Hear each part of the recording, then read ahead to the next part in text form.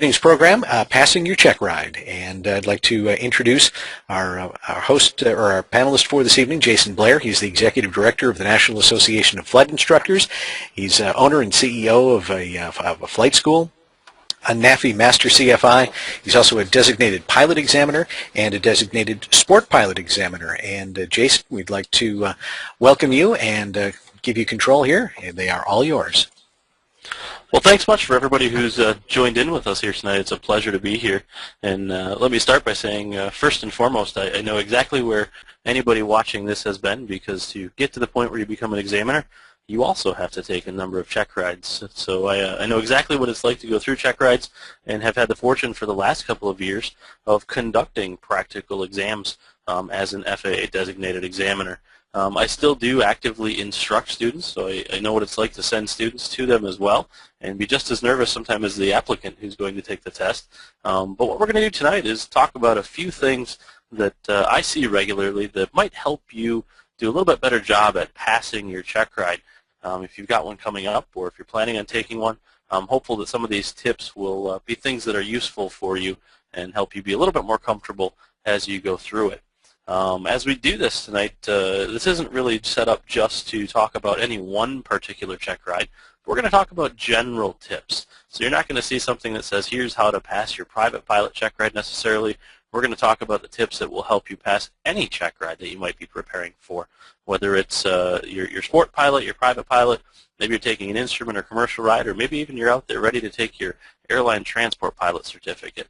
When I look at this from the side of the examiner, it's a little bit easier sometimes for us to see what makes applicants successful and what doesn't than the applicant as they're going through the check ride.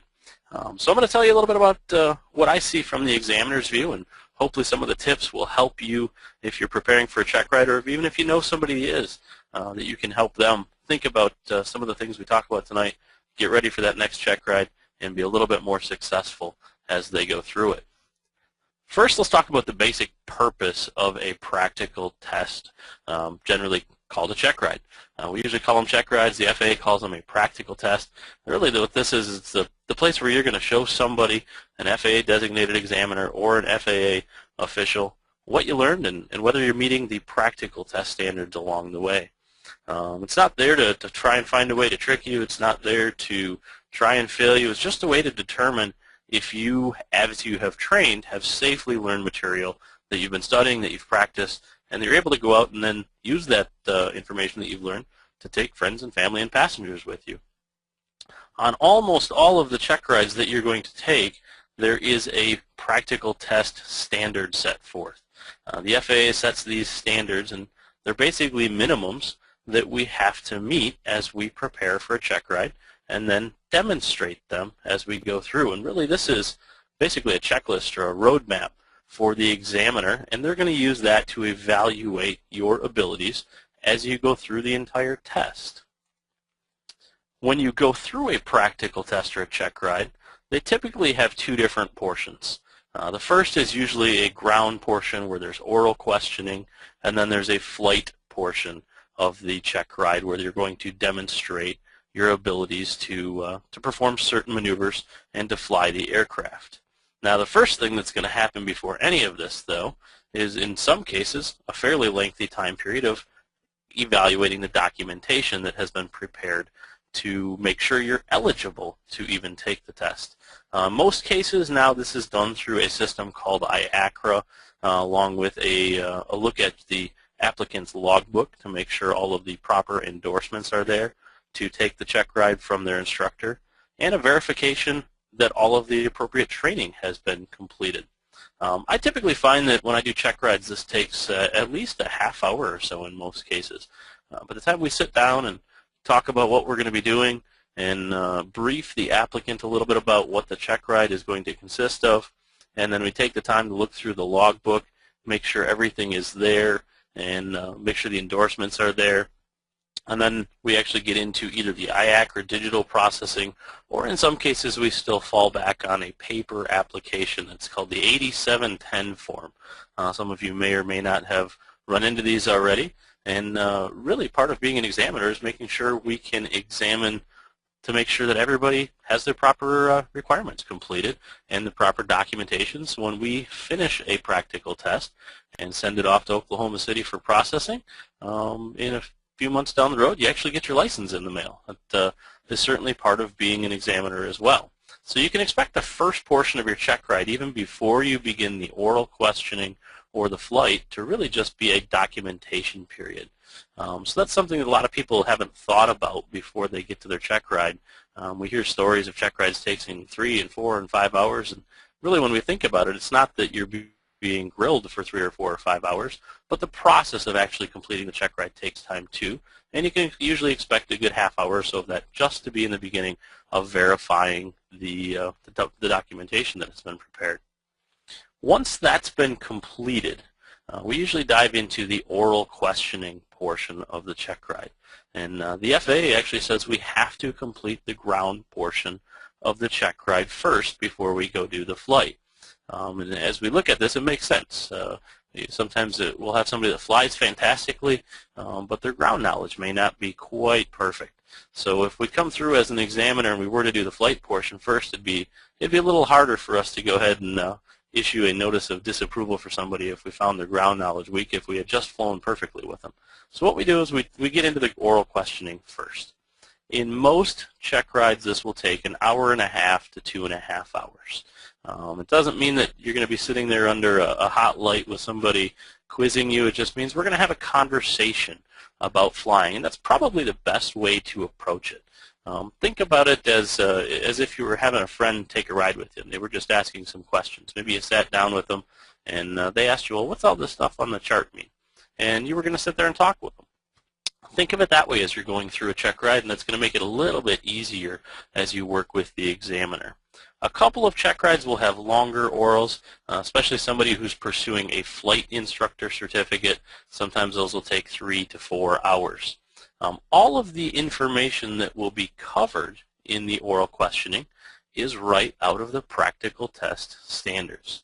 Now, if you've never seen practical test standards and you're getting ready for a check ride, I'd strongly recommend visiting the FAA's website and just doing a search on there for practical test standards, and you'll find a document for the appropriate certificate or rating that you're looking at, and that is, again, basically a roadmap for the examiner, and that's really where most examiners get the information that they're going to quiz you on.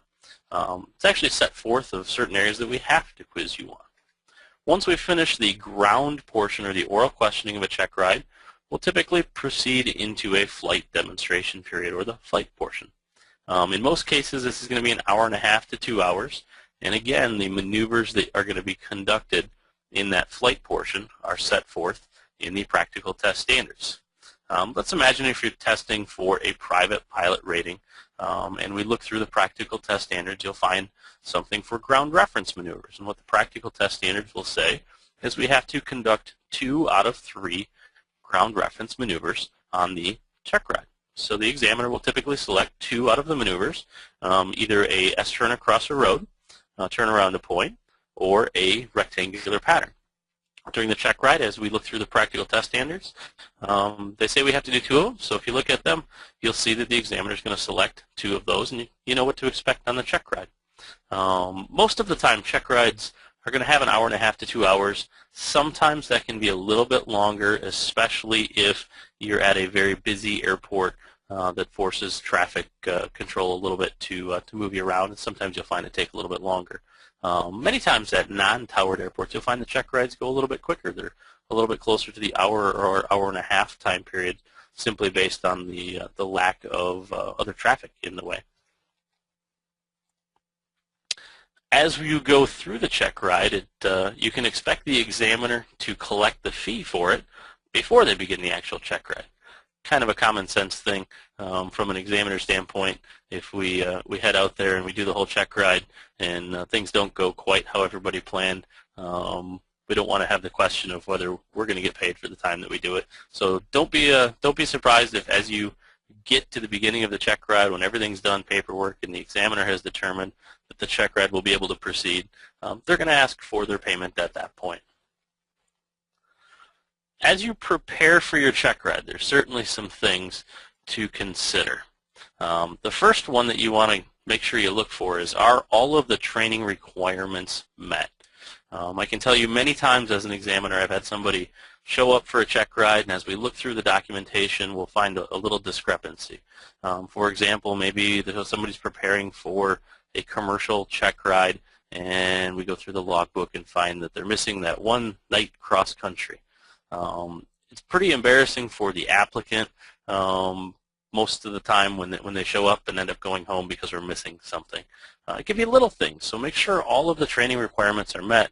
And this is going to take sitting down with your instructor before you go through and sign up for the check ride to make sure you've looked through the federal aviation requirements that are there for the particular rating or certificate. It's also not a bad idea to run that through with another instructor just as a cross-check to make sure that they're there. This stops you and the examiner from ending up there on the day of the check ride and having both of you have to go home to finish some more requirements before you can actually complete the check ride. Sometimes we find that applicants come to check rides and they said, well, yesterday I did steep turns and I was well within PTS and it was the first time I ever did it. Let's kind of think about that, and it's probably better if you're going to go take your check ride if you can consistently perform all the maneuvers to meet or exceed the practical test standards that are set forth. We don't want your check ride to be a day of, I hope I get it right like I did yesterday the first time I did it. So make sure you take the time as you prepare your maneuvers on the flight portion to make sure you can consistently perform those maneuvers at least a little bit better than the practical test standards, if not significantly better than what the practical test standards set forth. We always have the question of, does your instructor think you're ready? I can tell you a story I had a couple of years ago where an applicant was coming for a private pilot check ride, and about a half hour before the applicant arrived, I got a phone call from the instructor. I said, hi, how are you doing today? He said, well, I'm doing okay. I said, everything okay? Your applicant's still on the way, right? He said, yeah. He said, but you're going to fail him. Kind of stopped for a moment. I said, well, how can you be sure? He said, well, he's not ready. So, okay, well, why'd you sign him off? And he said, well, the applicant was demanding a check ride because all of the requirements that were set forth for the private pilot check ride were completed. And he was confident that he knew it all.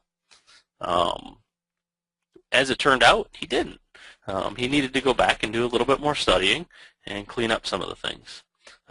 Take the time. Just because the requirements are met doesn't necessarily mean that you're absolutely ready for the check ride.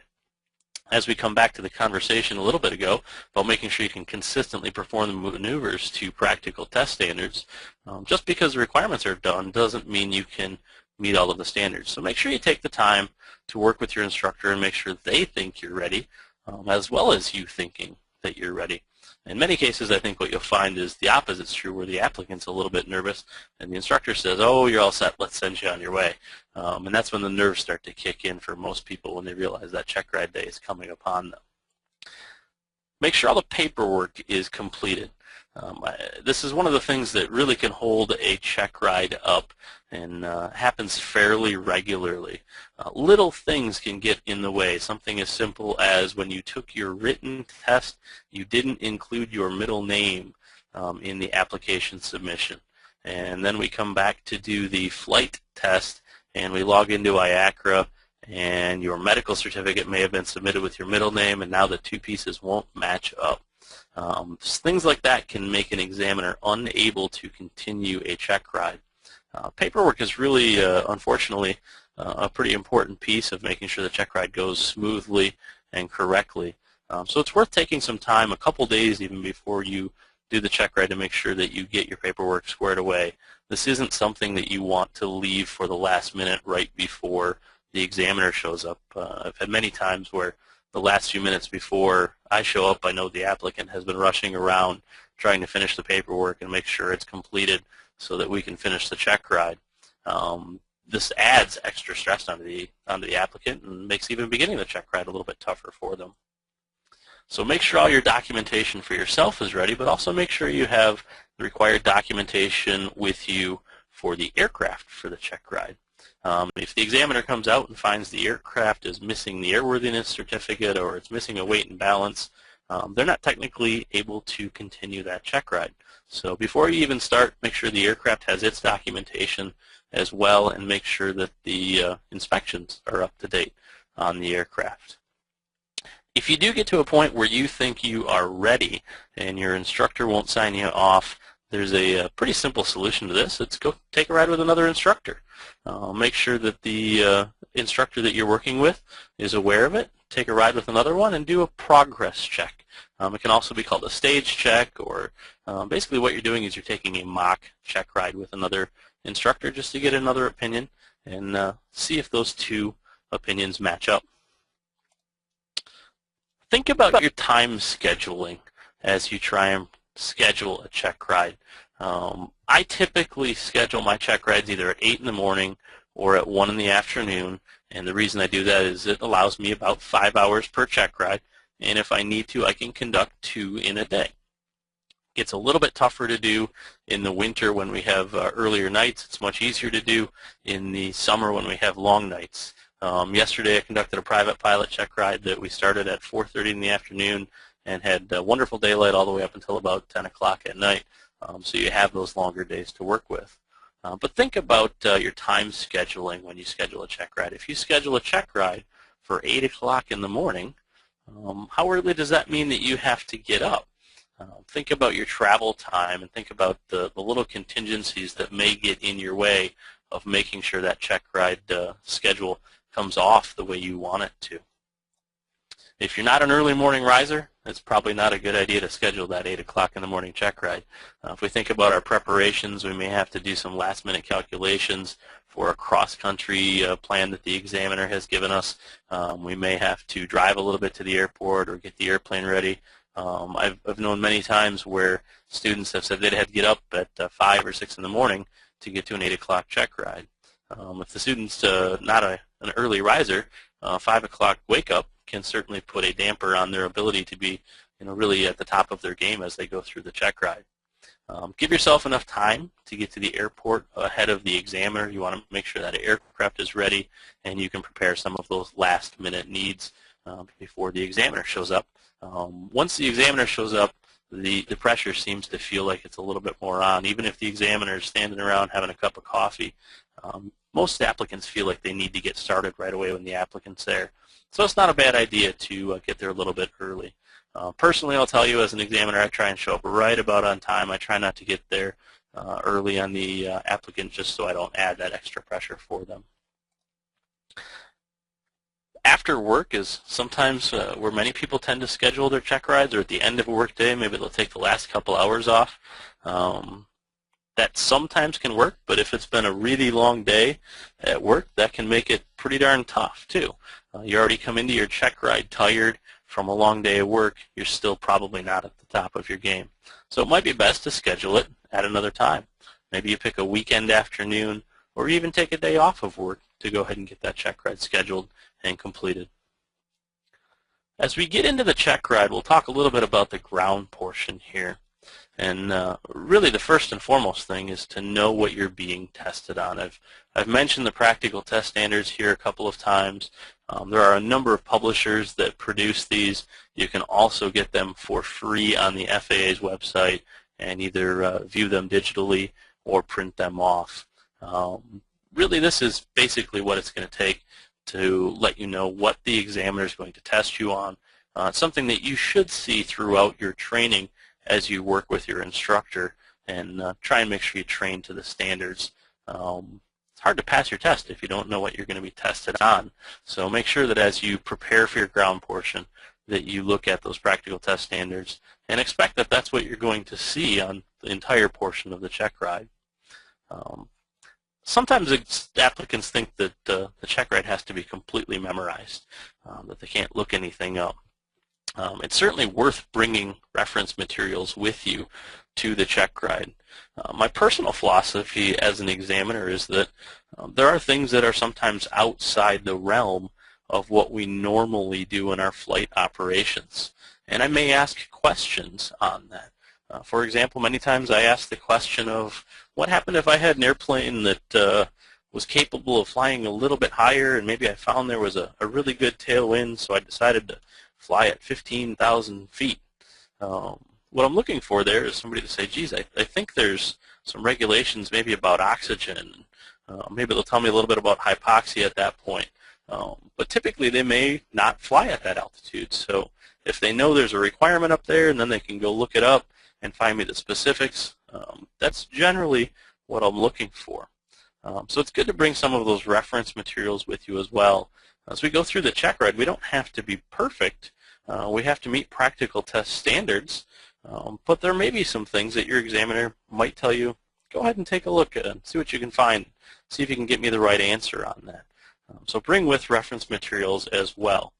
That certainly doesn't mean you're going to get the opportunity to look everything up, but you may get a few opportunities. A tip on that is make sure you bring with current reference materials as well.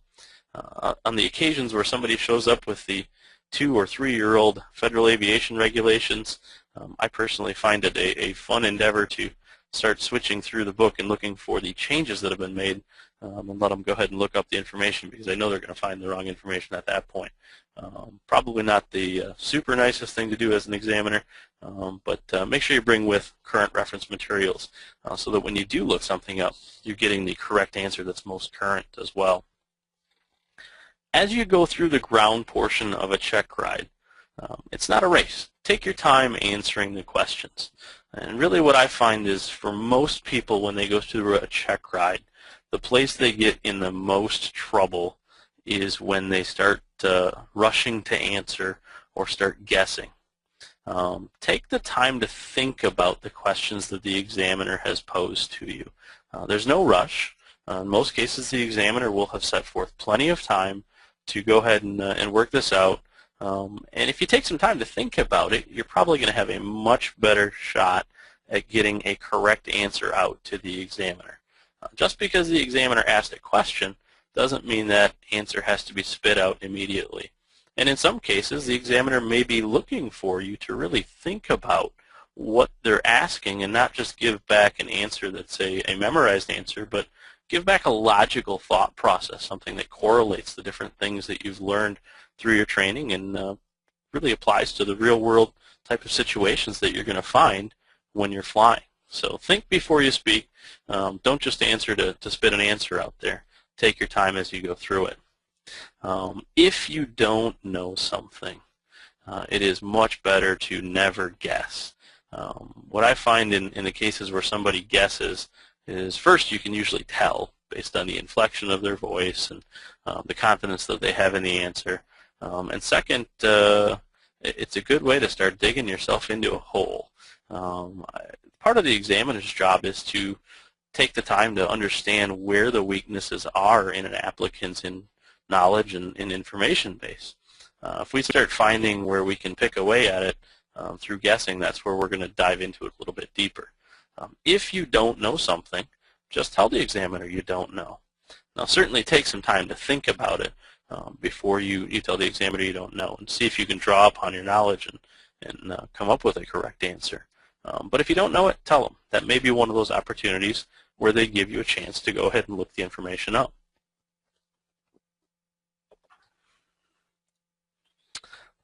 I kind of mentioned it earlier, but think of the oral questioning portion of a Checkride as basically a conversation.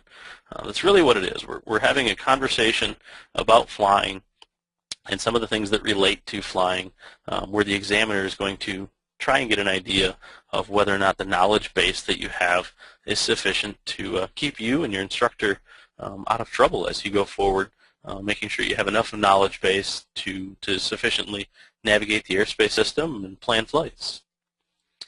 When the ground portion of the Checkride is completed, you'll proceed into the flight portion, and this is where everybody's kind of looking forward to. Not as many people think the ground portion is as much fun. We all want to get into the air and demonstrate what we've learned, and certainly I'll tell you as an examiner, I still love flying very much, and it's still a fun part for me. So once we get into the flight portion, we've got some other expectations. The first thing to think about is know what the role of the examiner is. When I conduct a Checkride, I'm not there to instruct the applicant. I'm not there to make the decisions for the applicant. Really there just to watch. When we conduct a Checkride for a sport pilot or for a private pilot check ride, in effect, the examiner really is their first passenger. We don't accept pilot in command responsibilities. We're there just to kind of watch. So we're really the first passenger, and we're there to take a ride. And our expectation is the applicant that we're testing is going to do all of the pilot and command duties. That includes whether we even go flying.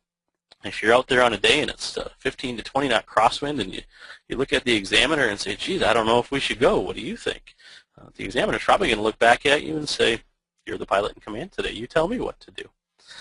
So think of the examiner really as a knowledgeable passenger along the way and somebody who's going to be there to watch what you do, but they're not there to instruct, and they're certainly not there to fly the aircraft for you on that day. It's your job to do that on that day, and that's what they're looking for. Feel free to use the examiner as a knowledgeable passenger, though. Most of the examiners will say that that's what they're willing to do. They'll probably tell you they know how to use their seatbelt, or they'll get their door for you. But if you ask them, geez, can you tune in the ATIS and tell me what the weather's doing, in most cases they're going to pretend that they have no idea how to do that, because, again, that's your job as you go through it. You can have them help look for traffic. However, in most cases, they're going to expect you to be the primary individual looking for traffic. Now, when I conduct check rides, I'll usually tell the applicants, if I see traffic in an area that I know you can't see it, for example, quartering off behind their head, I'll bring it to their attention. If I see something coming at us in the windscreen, my assumption is the applicant's going to do something about that. And if I have to jump in and do something about it, then we might be at a point where we're going to talk about it on the check ride. What we're looking for is to make sure that if you were flying by yourself as well, you can sufficiently look for traffic. You can probably expect the examiner to hold charts for you. They might hold the door open for you in the summer to get you a little cooler air. Basically things that you would reasonably expect a passenger to do. Or in the case of one of my applicants, I had the examiner come back and say, I got to talk to you about what your student did today. I said, what did he do? He said, well, he asked me to hold the charts. So, kind of paused for a minute. I said, was there something wrong with that? He said, no. He said, but I asked him what I would do if I wasn't here. And he said, well, I'd have an open seat next to me to set it on. And it just kind of caught the examiner that it was a logical piece. So feel free to use the examiner to hold stuff. Feel free to use them as a knowledgeable passenger. But don't expect them to take on the role of pilot through the check ride.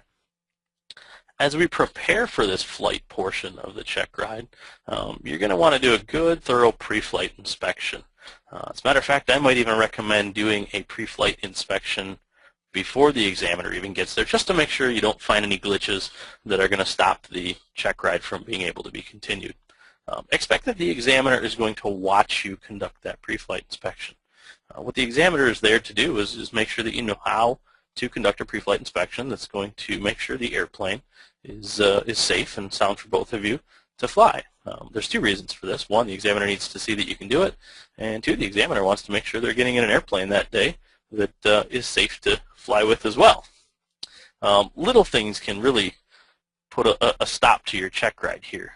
Missing things on your pre-flight, like chocks, if there's an extension cord attached to the airplane for a pre-flight heater, is the airplane tied down still? These are things that can certainly stop a check ride before it gets underway even. Make sure the oil cap is back on and tight. If you've ever seen an airplane that the oil cap wasn't completely on when it took off, it makes a heck of a mess, and it scares both the passengers and pilots on board, making them think there's a big oil leak. So make sure all these little things are there, and sometimes it can be a little nervous on the day of the check ride. So take the time, step back from the airplane a little bit even before you get into it after you've completed the check ride, do about a 30-foot look at it, and just make sure everything looks normal. Make sure all the maintenance is completed, so little things like that aren't going to stop you along the way as well. I can tell you a couple months ago I had a check ride that we got all set for, and the applicant was a little nervous, and we're going back and forth, and we actually had to add a little bit of ballast in the back of the airplane that we were flying just for weight and balance, and he had missed that, so we ran back inside, got the little bit of ballast, threw it in the tail, came back out, we got all set up in the airplane, and started up and got ready, and I said, are we ready to go? He said, yeah, we're ready to go. I said, you sure we're ready to go? He said, yeah, let's go. I said, oh, this is going to be fun, isn't it? He said, yeah, this is going to be fun. As excited as he could be, and I said, how about we go ahead and shut down for a little bit? And he said, well, why? I said, do you remember where the chocks are? And there was a pause for a moment, and his face kind of turned white, and he said, oh, I think so. And the chocks were under the main wheels yet. In his running back and forth, he just missed that last piece. Didn't fail him for the check ride at that point, but it certainly put him in a position where he was nervous, he was rattled, and it did affect his ability to complete the rest of the check ride as he went through it. So take your time, conduct a thorough pre-flight, expect the examiner is going to kind of watch that, and watch for all the little things that can catch you up as you go through. When you go do the flight portion of the check ride, make sure you know the airplane. Study the airplane systems. You're probably going to get questioned on some of the systems on the ground portion of the flight in the oral questioning. In general, if you have an aircraft that has a constant speed propeller or a retractable gear, you're probably going to get questioned on those. The fuel system is certainly something that you want to know the basics of as well, because the examiner wants to make sure that you know how that fuel system is going to work during the flight. But take some time to look through the other system as well. Brakes are common, the flaps are common discussion points. Make sure you know how the instruments in the aircraft work. There's lots of times where I've come out, and in more cases, as an owner of a flight school, I've seen this where somebody comes out to rent the aircraft, and a couple minutes later they'll come back in and say, oh, the intercom doesn't work, you guys got to fix it. And you go back out there and you'll turn it on, and it's not a matter of whether the equipment works, it's a matter of whether the applicant or the renter or the individual flying the airplane is really familiar with it and knows how to work it. This could be pretty darn embarrassing on a check ride if you're not comfortable and familiar with it, if you come out and you're not certain how to turn the radio on. You can't really expect the examiner to do that for you. So as you prepare for your check ride, if you have questions about the avionics or the instruments in the aircraft, make sure on those last few flights you ask those questions of your instructor, and make sure you're the one doing the work with those radios and instruments instead of just relying on your instructor to do it as you go through it. Know where to find things in the cockpit. Part of our testing is to look at the crew resource management or the resource management in general that an applicant is doing as they go through their check ride. Make sure you know where things are. We don't want to have you be reaching in the back seat to try and find that pencil as we're climbing out off of our takeoff. And as you reach back, you pull up on the yoke a little bit. We're approaching stall. So be a little bit organized as you get ready for that check ride. Make sure you know where things are in the airplane as well. I'll tell you that nothing leads to more nervousness in the examiner than when somebody doesn't know the airplane. The examiner sensitivity to whether the applicant's really in command of the aircraft goes up quite a bit at that point. So you shouldn't have to ask the examiner if something works. As we go through the check ride, think about the check ride as really what the examiner is doing is looking to learn how you approach the material, learn how you conduct the maneuvers. When I conduct a check ride, I'm not there to see if the applicant flies how I want them to fly or how they were trained in accordance with how I think somebody should be trained. What I'm there to see is, does the training that they have received meet practical test standards? Has it met all the requirements? And are they able to conduct the flight and the questioning portions in accordance with practical test standards? Sometimes we get applicants that say, well, how do you want me to conduct this maneuver? What I will typically tell the applicant as an examiner is, well, do it how you were taught to do it. And as long as that meets practical test standards, in some cases there are maneuvers that can be conducted in different ways. I'm really not there to change how somebody flies. So if the examiner says, well, this is how I do it, if that's not how you do it, don't experiment on the check ride. Do it how you know how to conduct the maneuver. Trying to do something new on the check ride is going to get fairly difficult and may make it hard to make sure you do the maneuvers within practical test standards. The weather can certainly be a factor in a check ride, and the examiner is not going to make that decision for the applicant of whether the weather is good enough. And I will tell you, as an instructor, I won't make the decision for my own students on that day either. I've had a couple of cases where students of mine have called me or I've even been at the airport and they've said, hey, I got my check ride today and the clouds are at 2,500 feet. Should I go do it? My answer to that is you tell me. What we're looking for on the day of the check ride is, can you make the decisions based on what's out there of whether the weather is good enough to do the check ride.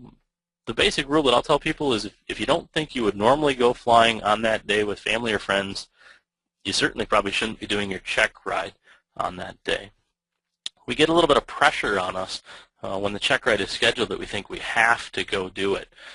Part of the decision-making process that we have as pilots is whether or not we should be flying sometimes, and it shows good decision-making to the examiner if you can make a decision that's appropriate. Now, certainly if it's 2 knots of crosswind and a million miles visibility and no ceiling, and you call the examiner and say the weather's not good enough, they're probably going to question that. But if the weather isn't something that you're comfortable flying with, don't expect that you have to do the check ride. Think about the ceilings on the day of the flight. You might have 15 or 20 miles visibility and no wind, but if you have a 2,000-foot ceiling, you may not be able to conduct some of the maneuvers that are required on the check ride to allow yourself to stay within ground clearance tolerances for them. So kind of back into that math. If we have a minimum of a 1,500-foot above ground level base to conduct things like stalls or steep turns, and we want to make sure we've got a little extra, so maybe we say we want at least 2,000 feet above ground level. If we've got a 3,000-foot ceiling and we have to stay below those clouds by our VFR weather minimums, that doesn't give us much room to work with. So think about that. If we're doing something for a commercial check ride that requires a steep spiraling descent, some of the aircraft we do these in, such as a Piper Arrow, might require a couple of thousand feet to do the maneuver, and then you still have to have your recovery altitudes. You might need a ceiling of at least 5,000 or 6,000 feet to be able to complete the maneuver. As you look at your day of the check ride, think about these things, and make sure you choose how you get through that check ride. Don't let the weather choose it. As we go through a check ride, if the examiner looks up and finds ourselves in a cloud and we're not on an instrument check ride with an instrument flight plan, we're probably not holding our VFR weather minimums, and it's not going to bode well for the check ride. Take your time as you go through the maneuvers. We certainly understand that the cost of an airplane and the rental of them is not the cheapest thing in the world. However, retesting for a check ride isn't going to make that any cheaper.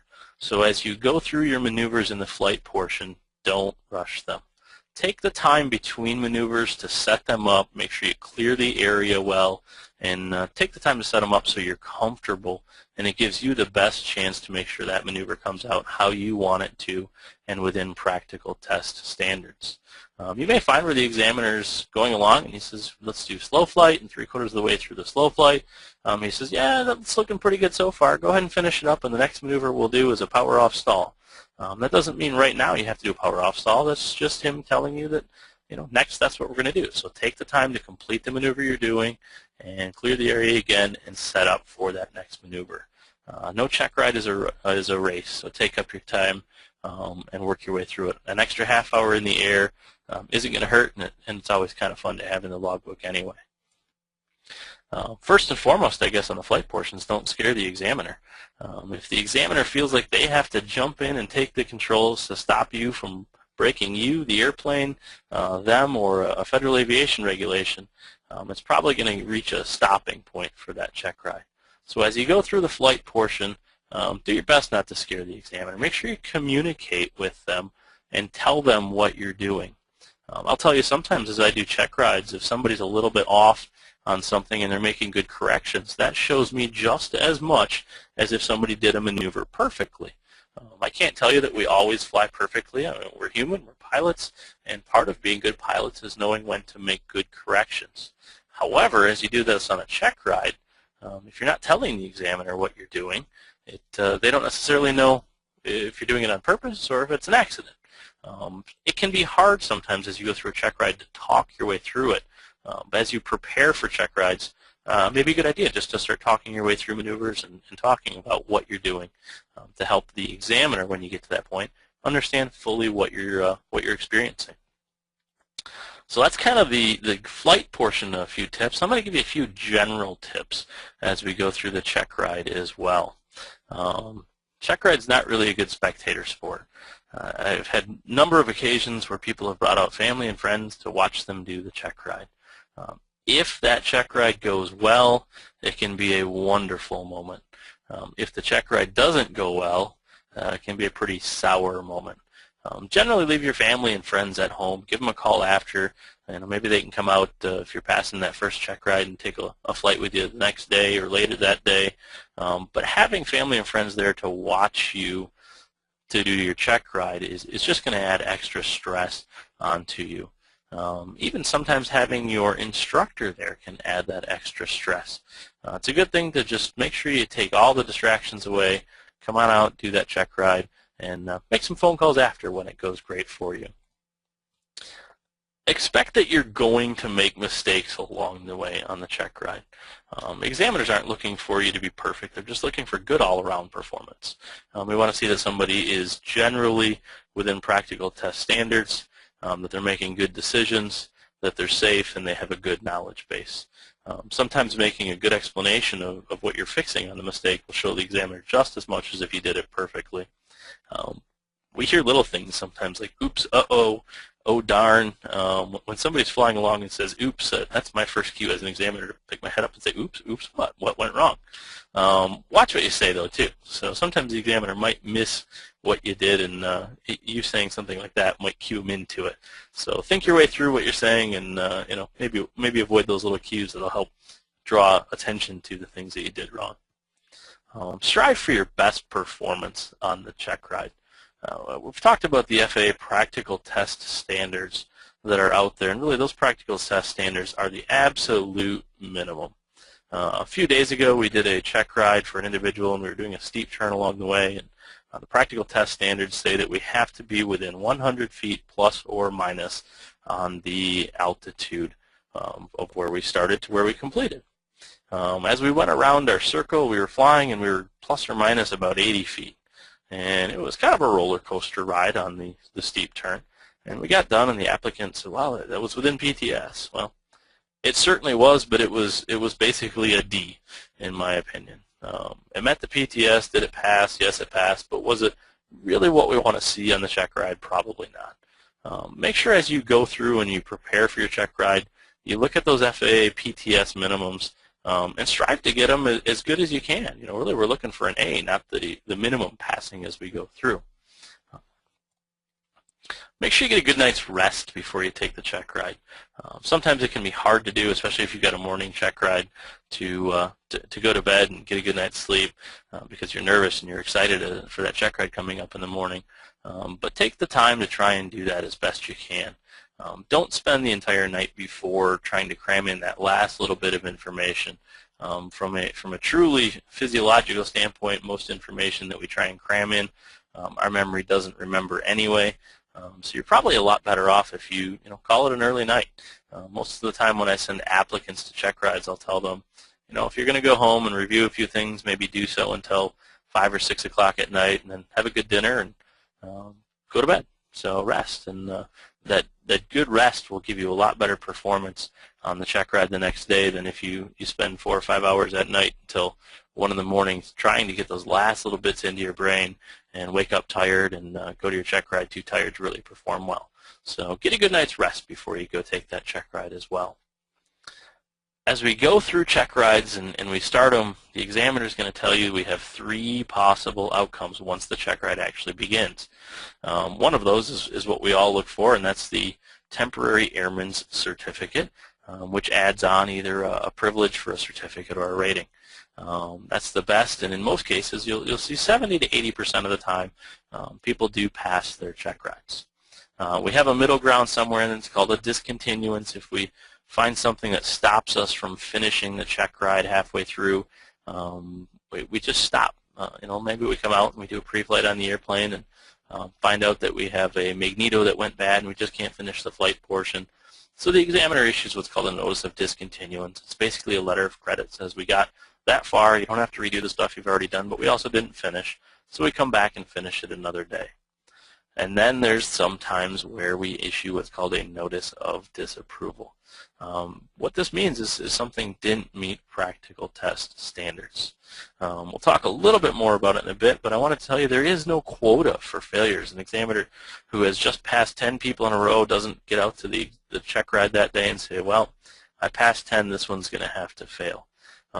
Every time an examiner comes out and does a check ride, what they're doing is they're looking at the practical test standards, and they're evaluating whether or not the applicant that is working with them meets all of those practical test standards. And if they do, they're going to pass. If they don't, they're not going to pass. We hear things about the examiner passed a bunch, maybe his time's up and he's got to fail somebody. That really doesn't happen. So what we're looking at is to make sure those practical test standards are within tolerances for us. If by chance you don't pass a check ride, it's not the end of the world. Doesn't mean you're a bad person. Doesn't mean you're a bad pilot. It just means that there's something that needs a little bit more practice along the way. Might be on the ground portion for some study. It might be in the flight portion. But what it does mean is you're going to come back and retest. Many times there'll be a smaller fee for the retest. However, you're not going to get retested on the entire check ride. You're just going to get retested on the areas that were found to be a little bit deficient or need a little bit more study. The only time that you would end up having to test the entire test over is if you did not conduct your retest within 60 days. So not passing a check ride is not the end of the world. Many good pilots have failed a check ride and turned out to be wonderful pilots. In some cases, you'll learn just as much from a notice of disapproval as if everything went perfectly. In most cases, if you find something that didn't work out perfect on the check ride and you end up doing a retest for it, it's probably the last time that you don't do that well, because you really focus on it and make sure you sharpen it up after that. Try not to be too scared on your check ride in. We certainly know it's something to be nervous of. Most examiners will take the time to try and get to know the applicant a little bit and try and put the applicant at ease. But we understand that taking a check ride it's a meaningful moment, something you want to accomplish, and you get nervous for it. One of the things that I recommend a lot of people do if they get the chance is meet the examiner before the check ride. If you get a chance to sit down and have a cup of coffee with your examiner at the airport before even check ride day rolls around, it kind of takes the edge off, and you get to learn that the examiner's human too. We're there. We want to see people pass. Most examiners do not like giving notices of disapproval. It's something that we do when we have to, but we're excited about flying too, and we want to see people succeed and have fun along the way. So sit down and get to know your examiner. They've been in the same spot that you're going to go to. They've taken check rides, and they continue to do so as examiners every year. So they know what you're going through, and don't forget on your check ride that the flying is fun too. So even though you're taking a day where it's a test, you can still have some fun along the way. We'll go ahead and open it up to some questions here, and certainly willing to answer as many as you have for as long as you have tonight. All right. Well, just like to start out by letting you know that Shannon says that this has been an excellent presentation, and you've all but completely eliminated my check ride anxiety. Thank you. So, well, pleasure to hear that. A couple of questions here. For the glider commercial, PTS says the examiner has to create some distraction to judge how the examinee reacts. What sort of distractions are they talking about? And this is something that fits in most of the check rides where the examiner has to evaluate some sort of a distraction that the applicant is going to have to manage. And I'll tell you, my own personal distraction comes out naturally. I have a hard time being quiet in the airplane. In most of the cases, I'll sit and talk with somebody, and it might even be absolutely nothing related to aviation. Yesterday I had a check ride that we gave, and I found out the individual was a scuba diver.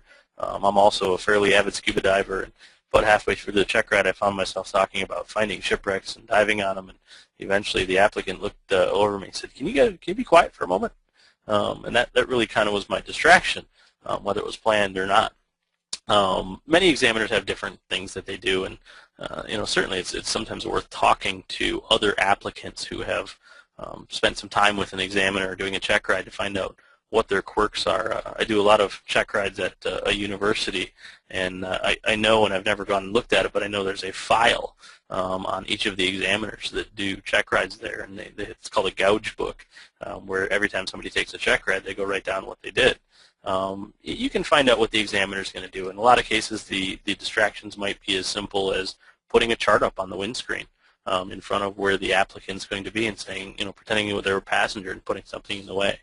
Really what the examiner is looking to do is see, do you have good cockpit management? Are you going to make sure that, if your passenger does something that is a distraction, you're going to say, hey, I need to move that map, or can you be quiet just for a little bit while I finish this maneuver, or, I've got some radio communications that I have to do here, and I need you to just sit still for a moment. It really kind of depends on the examiner, but they will do some distraction type of items. It might even be something as simple as saying, hey, look down there, there's a neat farm field down there. Let's take a look at that. And, they do that in the middle of your maneuver, and they're looking to see, are you going to finish your maneuver, or are you going to focus on what they're trying to get you to do. So they may do things like that as distractions. Usually it's pretty innocuous stuff. It's things you would normally expect a passenger to do while you were flying the aircraft. All right. If you could just go over, being able to look things up on the oral exam. I mean, yes, you can look things up, but at the same time, that's a kind of double-edged sword if you're looking up too much, correct? It certainly is a double-edged sword. There are things that I will tell you as an examiner I expect somebody to know. If we're looking at the chart and I point out a Class C airspace, I really kind of expect them to know that. And really what I'm looking for are the things that they're going to come into in normal flying. Are they going to be able to identify and know? If we've got to look at the chart legend for every little bit of airspace to identify it, we're probably looking up too much. But if I say, hey, what are the regulations for flying an individual or for a charitable organization, I could fully well expect the applicant to kind of scratch their head and say, geez, I know you can do it, but I can't remember all the rules on it. Can I look it up? That might be something that would be expected to look up. If I say, what's a METAR, I kind of expect them to know the basic weather things. Now that being said, if I say, how's a volcanic ash chart work, I could probably expect that they're going to want to look that up. It's probably not something that they've come across or looked at. So it is a double-edged sword. We certainly don't want to see somebody looking everything up. We don't want to see somebody looking up the things that are really day-to-day knowledge type items that are going to make them be able to fly safely and proficiently. But there are some things that we can look up along the way. All right. In general, what's the percentage of pilots who don't pass their check ride on the first attempt? It really depends on the type of test that somebody's taking. The flight instructor test is probably about a 70 to 80% failure rate on the first time taking the test. That's probably the toughest pass rate of any of the ratings or certificates. When we come down to the more common ratings and certificates, sport pilot, private pilot, instrument, commercial check ride, we find that somewhere between 70 and 80% is the typical pass rate. Most of the time people are going to get through it on the first try, and you might have a 20 to 30% rate where somebody has to come back and repeat a little bit of it. So the private pilot tends to be a little bit higher. The instrument pilot rating tends to be a little bit tougher to pass, but the private and sport pilot are probably closer to 80% on average. Is there much of a difference between the check rides for private and sport? There's not a whole lot of difference between the two. The practical test standards for the maneuvers that are conducted are the exact same standards. For example, if we're doing a steep turn, we have to stay within 100 feet plus or minus of our altitude. If we're doing a short field landing, we have our touchdown point of designation plus 200 feet to work with. The sport pilot check ride really is missing one piece in comparison to the private pilot, and that is the demonstration of proficiency of instrument maneuvers or performing climbs, turns, and descents and unusual attitude recovery underneath the hood or foggles. That's really the only difference between the private pilot check ride and the sport pilot check ride, other than the sport pilot check ride must be conducted in a light sport qualified aircraft. Are there any standards or maneuvers that are more commonly the ones that people fail? There certainly are, and probably the most commonly failed portion of a check ride, and this goes all the way through, including the private pilot, sport pilot, commercial pilot, and ATP, is the short field landing. It's the maneuver that in most cases has the tightest tolerance that the examiner has to evaluate. On the private and sport pilot levels, we have a designated point where we say we're going to touch our wheels down, simulating a short field. Some people choose that to be the end of the runway. Some choose a point a little bit down it just to allow for a flare out above the runway from a safety standpoint. But once we pick our point, let's imagine we pick the numbers of the runway. What the PTS says is we have to land on that point or 200 feet beyond it and no more, where our wheels have to contact the ground. On the commercial pilot certificates, we actually have 100 feet to do that. And boy, that's a pretty tight tolerance to do that within. And to demonstrate, or I guess tell you how tight that is, we think about how tall a runway stripe is. A runway stripe's, I think, 80 feet, and there's 120 feet between them. So what that really means is from the start of one stripe to the start of the next stripe is where you have to touch down for private pilot maneuvers, and for a commercial pilot maneuver, you really basically have the runway stripe. And what it comes down to is it's pretty much a spot landing. What I find is that's probably the most commonly failed portion of a check ride, and the easiest way to fail that is to not have a stabilized approach on the way down. If we're conducting a short field landing and we're a few knots too fast, especially if we're flying in an aircraft that has a good glide ratio, maybe a Diamond or a Cirrus, a little extra airspeed can carry us quite a ways and take us outside of that practical test standard tolerance.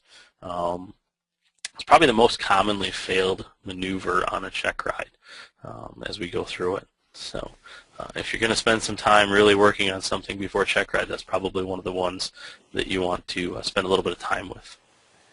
All right. Eric was told that if it's in the airplane, you need to know how it works. From an examiner's point of view, is that on the money? I will tell you that from my perspective, yes, absolutely.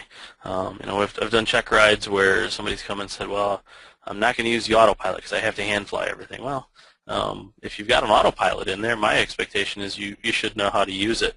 I don't believe that somebody's going to go out and rent the airplane or fly their personal aircraft after and never use it. So I want to see that they know how to use that equipment. If you've got VORs in there, you should know how to use the VORs. If you've got a GPS, you should know how to use the GPS and know how to use the equipment that you do have in the aircraft. Now, some of the old tricks on that, a lot of people don't like the ADFs anymore, and I'll tell you there's a lot of airplanes out there that have an in-op sticker on an ADF when they go to an instrument check ride because they don't want to do that NDB approach anymore. But if you have an inoperable piece of equipment in the aircraft, you should know how to use it, at least at the basic levels to get the main functions out of it. Mark is asking if he does all of his training in a tailwheel airplane, will he be expected to demo wheel landings? There is no practical test standards requirement to demonstrate a wheel landing. Depending on the aircraft, and certainly some tailwheel aircraft may or may not even you may not want to conduct wheel landings, but depending on the type of aircraft. But I will tell you, in most cases, the examiner is probably going to ask for a demonstration of a wheel landing if it's an aircraft that is probably going to be used with a wheel landing. But what the practical test standard says is we have to see in most cases, a short field landing, a soft field landing, and a normal landing. So there's no requirement to do a wheel landing. However, it would not be something that that I would figure on the examiner not asking for. If you took, and this is just, I guess, my own question, if you took all of your training in a tailwheel airplane and passed your private pilot check ride, do you have to then go back and get a tailwheel endorsement? That's an interesting question, and you actually do have to have a tailwheel endorsement.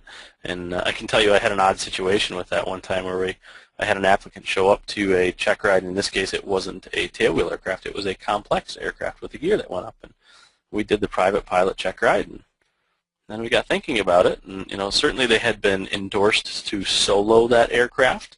But those endorsements expired upon the receipt of the private pilot certificate. And actually what we ended up doing is going back up flying after, and I gave some instruction after the Checkride was passed to give them a complex endorsement. The same would hold true of a tailwheel aircraft. So if you do all of your training in a tailwheel aircraft, ask your instructor to also give you the endorsement for a tailwheel aircraft. You do need to have that to be legally able to fly it as well. Great question. And here's a follow-up to that. Robert's asking, what exactly is a wheel landing? Wheel landing is when you conduct a landing in a tailwheel aircraft on the two main wheels. It's a little bit more pitch forward of a landing. In tailwheel aircraft, you'll find two different styles of landings as the primary styles. One where you contact the ground in a full stall configuration with all three wheels landing at the same time, including the two mains and then the wheel on the tail. In the wheel landing, you'll find that the tail wheel stays up off the ground in a little bit higher attitude, and the pilot lands with the two mains, rolls down the runway a little bit, and then settles out the tail. If you ace your written and oral test, do you get a break on the flight portion? Great question. And this is really something that depends on the examiner. I kind of look at this as if you got 100% on the written, I may ask a question of, so how'd you study for that? And if the answer is, well, I picked up that knowledge test prep book and memorized the questions. Well, that doesn't tell me you knew anything. That just tells me you memorized the answers. Sometimes if somebody has 100%, I'm more apt to ask some questions than I am if they got an 85 or 92%. Certainly if I see somebody squeaked by on the 70%, I'm probably going to ask a few more questions as well. But it's really examiner dependent. In most cases for me, I'll tell you that the written test score does not change my ground portion of the Checkride very much. They're two separate tests. One's a knowledge test, and the practical test is really that for me. It's a practical test. Instead of just asking simple questions, like what is the FAA required minimum for fuel at night? I'm probably going to ask questions that are more looking to see if the individual can make good decisions. We're going to fly at night, and we're going to fly to this airport. What types of considerations do we have? I'm looking for people to get the bigger decision-making process, not just the basic answers. And I kind of consider that knowledge test the mechanism where we're going to make sure somebody has that knowledge of the kind of spit it back to me answers. And the practical test is really a practical test. I'm looking to see, can somebody take that knowledge that they've learned and apply it to real-world flying. So I can't tell you that 100% or 70% doesn't change how I question somebody at all, but it probably doesn't change them a whole lot. And sometimes that 100% makes me question it a little bit more than somebody who got a 92 or 95. For the private pilot test, does the flight test include the entire cross-country leg that was planned for the test, or is it just discussed during the oral portion? In most cases, and this will really apply to a sport pilot and commercial along with the private pilot check, the applicant is going to be asked to plan out a cross-country. And really what the examiner is going to do with that is look at your planning, see if it is really going to work out, make sure it's correct.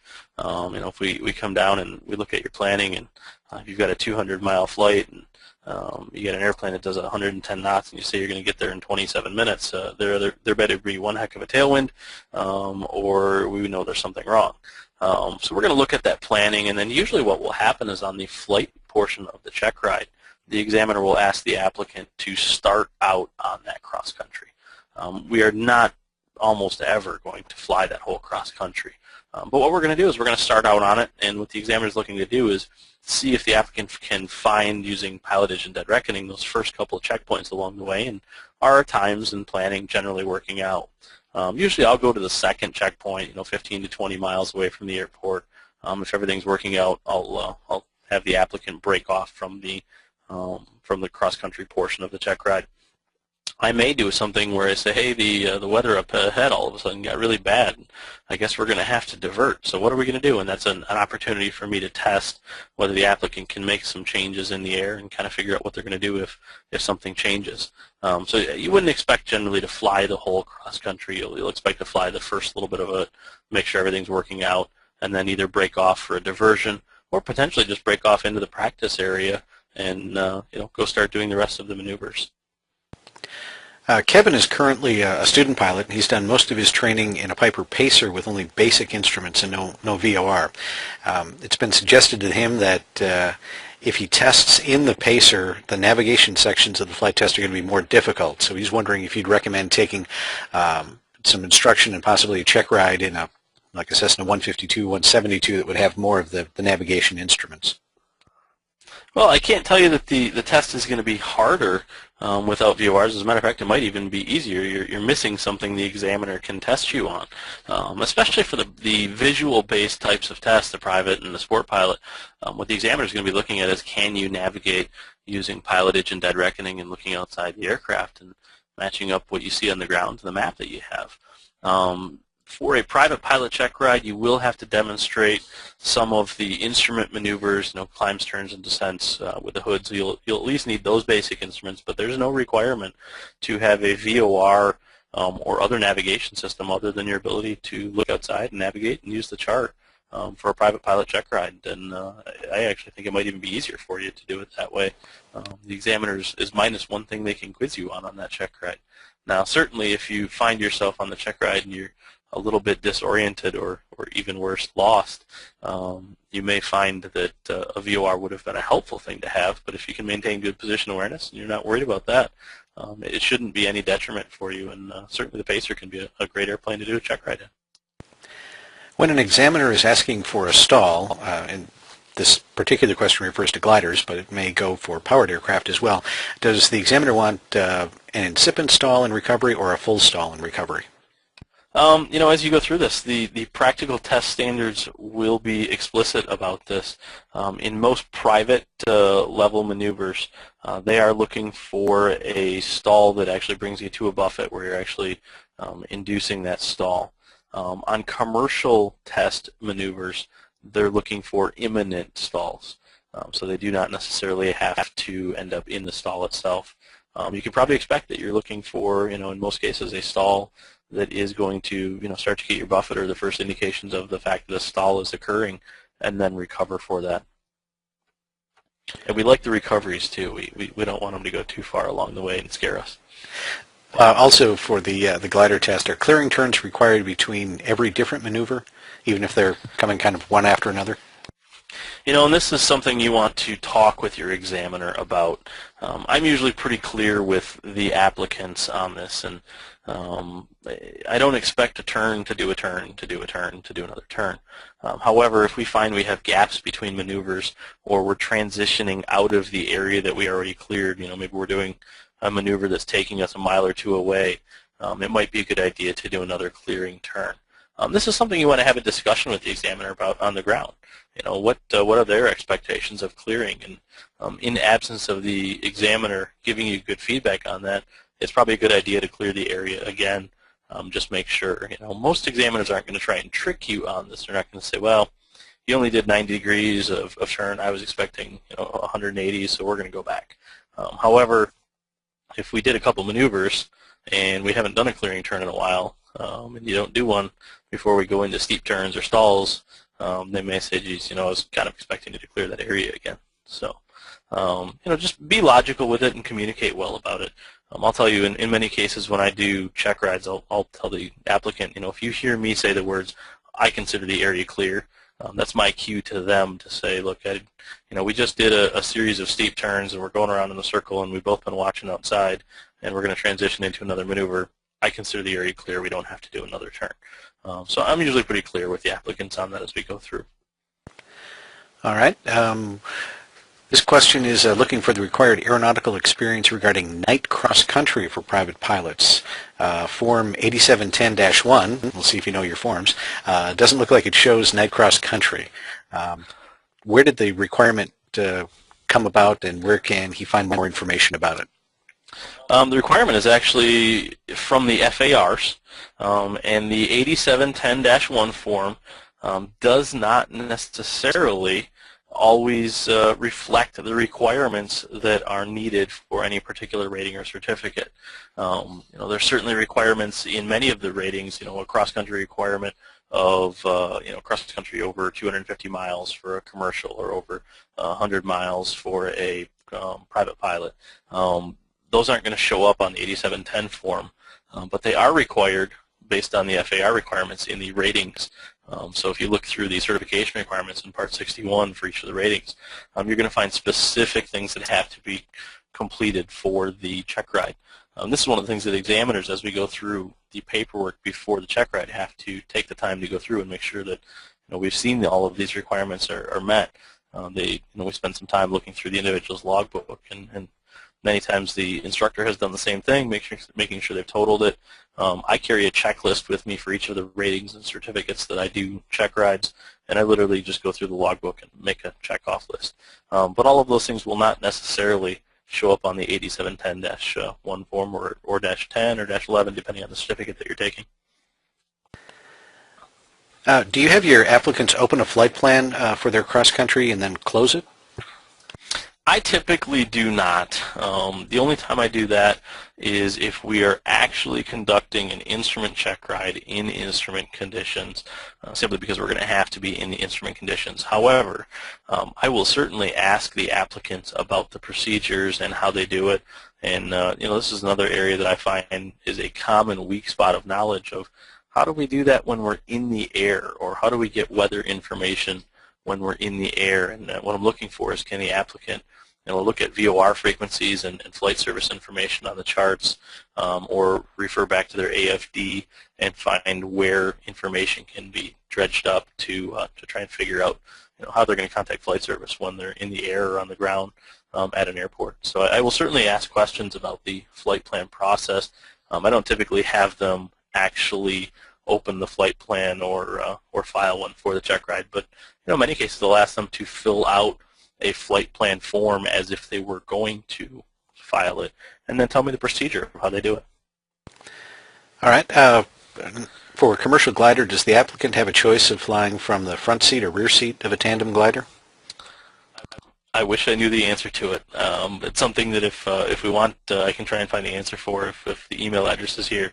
I don't know the answer to that. I have very little glider time, but I'd be interested to find out. All right.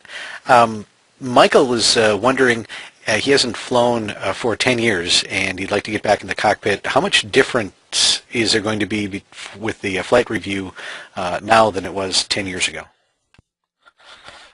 Certainly there's going to be some differences. I guess the biggest things you're going to probably find are in relation to airspace changes. If it's been 10 years, you were at least flying when the new airspace came in. I can tell you when I did my original training about probably 5 or 6 weeks before I took my flight test, all the airspace has changed, and I kind of went to the check ride scratching my head going, I don't really entirely know this. Fortunately, the examiner was kind of in the same boat I was at that point. Some of the airspace issues may have changed. You're going to be looking at temporary flight restrictions that are more commonly found now. Since 9/11, really, they've kind of stepped up that procedure. Depending on where you're flying, we've got some special use flight areas around Washington, D.C.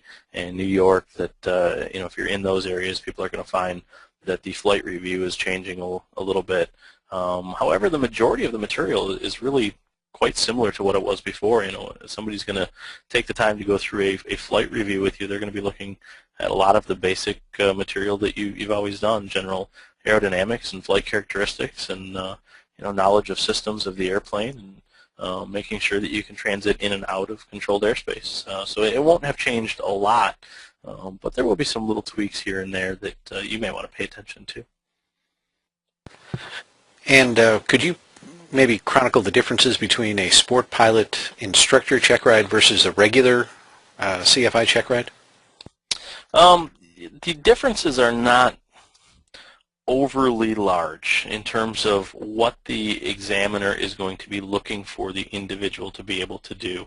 And what I can tell people is, in most cases, when people do not pass a flight instructor check ride of any sort, the main reason is they've approached that check ride as how to demonstrate maneuvers and how to do them, as opposed to how to teach them.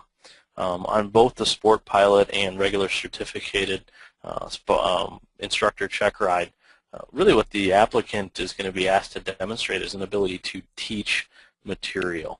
The Sport Pilot Checkride is going to be more focused on LSA type aircraft and training, while the certificated flight instructor Checkride will be a little bit broader, where the applicant is going to be asked to have a little bit more knowledge on some of the instrument flight procedures, and because they're also able to train individuals for commercial pilot certificates, have a little broader base of knowledge relating to commercial operations as well.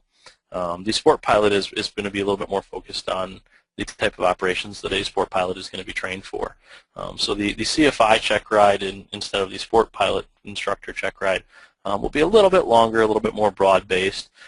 But again, the standards are going to be very, very similar, and the type of approach to that Checkride is really going to be looking at, can the individual express and teach information in a way that that their students or customers are going to be able to learn the material. So the approach to the Checkrides is going to be similar, just a little bit more broad-based information coming out on the CFI Checkride from the Sport Pilot Checkride.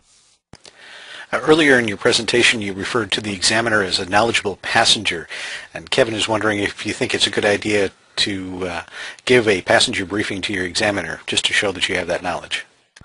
Most examiners will expect that you give some sort of a passenger briefing to them, and basically expect you would give them a briefing that you would to somebody that's coming into the airplane, a normal passenger that maybe had ridden with you before even. Expect that you're going to be giving a briefing to that individual, telling them the basics about what your expectations are going to be of them as a passenger. And really, it doesn't have to be anything super, super detailed, but the basic gist of, what the controls are doing and what you'd like them to do, and what happens when there's radio communications, and what if there's an emergency and things like that. A standard passenger briefing should be given to the examiner, and in most cases they'll expect you to do that. All right, and Eric has a rather odd situation that happened on his check ride. During the check ride, the examiner asked him to check the weather from the air, and he wasn't able to contact the flight service station. The station was down, and neither Eric nor the examiner knew it at the time. Have you ever had anything like this happen to you, and how would you handle a situation like that? I've certainly had some odd things happen on check rides, and I think the more you do of them, just like flying, you run into those odd situations. I think that's an interesting thing, because that draws out what would you do if it was real life, and were I the examiner in that situation, I probably would have said, well, if 122.15, whatever the flight service station was coming up on, wasn't working, what would you do? And if we needed to get weather, well, maybe I'd climb a little bit and go to 122.0 and call Flight Watch. That might be my backup option, and maybe the examiner did or didn't think of that at that point. But certainly you sometimes have backup options. But there are things that surprise you as an examiner sometimes, and you work through them, and strange things happen.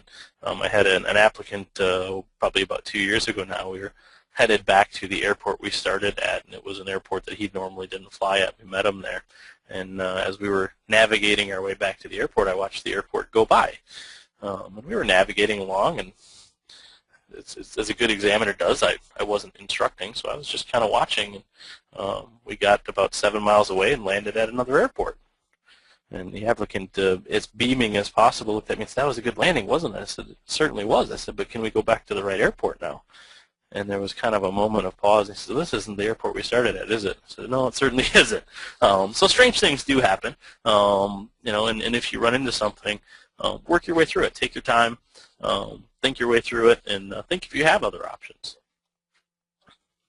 All right, on check ride day, it can be tough to be the student, but to also show your skills as pilot in command. Any advice or tips on how to follow instructions of the examiner, but yet still make the decisions as well? I think the biggest thing on a check ride is make sure you have good, clear communication. One of the areas that I find personally, when we're in an airplane, it's a loud environment, and I ask somebody, "Let's do a power on stall." Sometimes they hear it, but maybe we go through the maneuver and I see a power off stall. If you have a question of what's being asked, make sure you clarify that with the examiner. Good communication is probably the best thing I can tell you to do in terms of making sure you know what the examiner wants, making sure you know what you're going to conduct for them, and making sure the maneuvers get done the way you want them to get done. Communication is really, really important with the examiner, and that's where you're going to iron out that question of what does the examiner expect me to do, and am I the pilot in command that's making the decision to do it the way I want it done. And finally, has a student ever scared you on a check ride, and what happened? Yes, and actually this was you do your best to not show the fear and make sure you stay in control of the aircraft, but this was a situation where we actually had an FAA inspector on board as well. At least once a year an examiner is given an overseen check ride, and this was kind of a snowball type of process where we got to this, and an applicant show up for a check ride, and we went out and did the ground portion of it. And when we got done with it, we were checking the weather, and we were about 15 to 20 knots gusting mostly across the runway. And the applicant said, "Let's go flying." And I kind of said, "Geez, you sure?" Well, yeah, I think we can do this. As we look at the practical test standards, if everything's within the tolerances of the airplane, hypothetically we can go. And we mentioned earlier that make sure the weather doesn't decide the outcome of your check ride. If the applicant can do the maneuvers in adverse conditions and pass, well, then they pass. But it can be one of those moments where it makes it harder to do so. And as we taxied out and set up for the first takeoff, we were probably about 50 or 60 feet above the ground and got hit by a pretty strong gust, and it lifted the wing of the airplane quite a bit, and the applicant let go of the controls and kind of let out a screech. At which point, as the examiner, I jumped onto the controls and brought us back to level, and looked back, and the FAA inspector in the back was a little bit questioning too, and we kind of said, well, maybe we should take it back around the patch and call it a day. Certainly there are moments where things can catch you as an examiner, and the same thing as an instructor. On the check ride day, we're looking for good decision-making processes, and make sure you think your way through things. I've been very fortunate. Most of the check rides we've conducted have been wonderful. Usually when people come to a check ride, we find that they're very well prepared. They may be nervous, but instructors don't sign off students that they don't think are going to pass in most cases. So as much as you're nervous, you've got somebody behind you as your instructor that thinks you're ready. And when we know when somebody comes to us for a check ride, they're probably going to be perfectly ready, and we're going to have a good ride with them. So most of the time, it's a lot of fun to do. And Jamie has about 30 hours of flight time, but this is 20 years ago, and we'll be taking the first sport pilot lesson tomorrow. How many of those previous hours are going to count toward training? All of those hours will technically count toward your training in the logbook. What I will say is it's been quite a while. Plan on doing some of them over just to gain the proficiency level back that you might have had when you did stop the training. But all the hours they're in the logbook. They never expire, and they're there for you. So. All right, Jason, we've cleared the question board. Any last words of wisdom that you can leave the audience with tonight? Well, I think the last thing I want to tell you is the examiners are humans too. We're not there to try and trick anybody. We're not there to try and make sure that somebody has a bad experience. Most of us want to see people pass on the day of the check ride, and we're there to have a little bit of fun. Certainly, for us, it's a job where we get paid to do it, but we wouldn't be doing it if we didn't love it too. So we're there to have a little bit of fun. Take some time, get to know the examiner, talk with them. Take your time on the way through the check ride, and in most cases you're going to have a wonderful experience, and you might get to, in many cases, fly with somebody who has many, many years of experience as an examiner and has seen a lot of things, and you might learn a couple things along the way too. So have some fun with it, and if you do have a check ride coming up soon, best of luck, and if you have any questions I can answer, you see the email up on the screen here. Feel free to email me, and I'll do everything I can to help answer and help you get through it as well. All right, Jason, thank you for spending your evening with us tonight and with your presentation and answering all the questions. And I think, as you said in one of your slides about being nervous, it's always have to remember flying is fun, and that's always paramount in there. Remember, if you're not having fun, you must be doing something wrong, right? I certainly agree. All right, and again, thanks to all of you for joining us tonight and sticking with us. I know we ran a little long, but some great questions along the way. And again, Jason's email is there, jblair@eaa.org. And I'll just put a quick plug in for the webinars that are coming up next week. Jeremy Minette with the Sonics Electric Aircraft Update on Tuesday, Young Eagle's First Flight Lesson on Wednesday with Brian Olina, and Adam Smith, who is in charge of features and attractions at AirVenture, will have our final 2010 update that is coming up next Thursday night. The survey will pop up as we all log off. Thanks again for joining us, and hope you will see us again at another EIA webinar. Have a good night.